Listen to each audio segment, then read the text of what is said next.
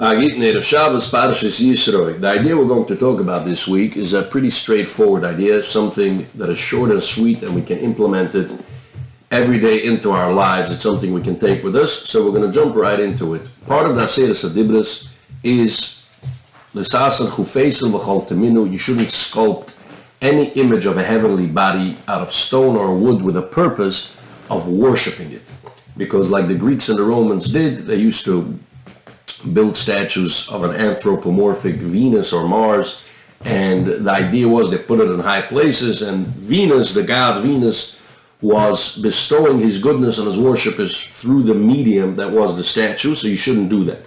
But the second part of the Pusik is what we're going to talk about. Because I, Hashem, your God, Kail Kanu. So the English translations of that in the King James Bible knows Kanu means jealous, but it doesn't make any sense. Because as English is an uncreative language, instead of making one word that can mean multiple things, it just finds new words to describe every little phenomenon. And Lushan Kodesh is a super creative language. Every word can be used in different situations. So Kanu, Kina means jealousy. So they just say jealous God. But what does a jealous God mean? We know Kina can also mean zealous, a kanui, and it can mean vengeful, also in the Kuma. So here it means zealous and vengeful. Kail Kanu. I am going to redeem. Poike davoin uvas albunim al debayim l'shloishim albunim al shloishim al debayim l'sonoi. So as the Mefarshim explain, it means up to 4 generations, Hashem will sort of keep track of the great-grandfather's sins, and if the kids and grandchildren and great-grandchildren are going in the great-great-grandfather's ways, they're being sinners, they are evil, bad people, they'll not just pay penance for their own sins, they'll pay penance for the sins of up to 4 generations up. But when it comes to goodness, it obviously says different. It says, and he's going to do chesed la'alufim, to the thousands. So just to explain what is the difference between these two phenomena, if you look, the idea is instilled.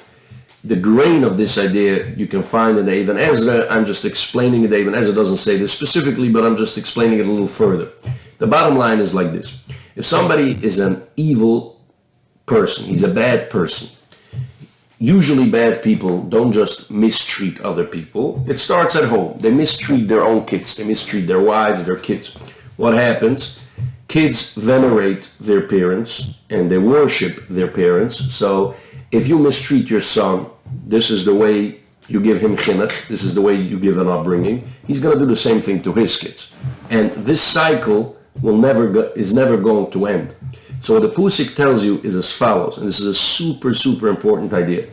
Up to 4 generations, a person has the ability to go and, you know what, I'm changing this. I'm changing it. That's why Hashem has an erech apayim.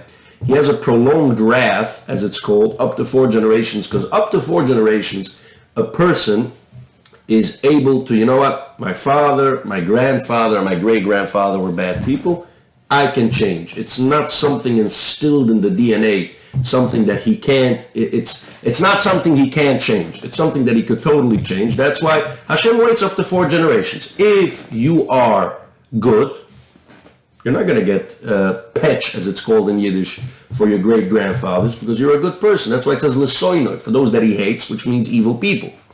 After 4 generations, it's over. The game is over. Every generation will suffer and suffer because it's already instilled. It's already instilled. It's a family. It's a family of people that are bad people. And the same goes for goodness. When we talk about our ancestors, of Avrum, Yitzchak, Yaakov, that we have Baishunim, Rachmunim, Goyim, Chasudim, we have stuff in our DNA which are naturally prone to goodness. It's because of Avrum, Yitzchak, Yaakov, the Shvutim. These were 4 generations that were good, one after the other. So Klal Yisrael, after that, it was already in their DNA. It was naturally prone to that. Vidirim, whereas the other way around, it's the same way.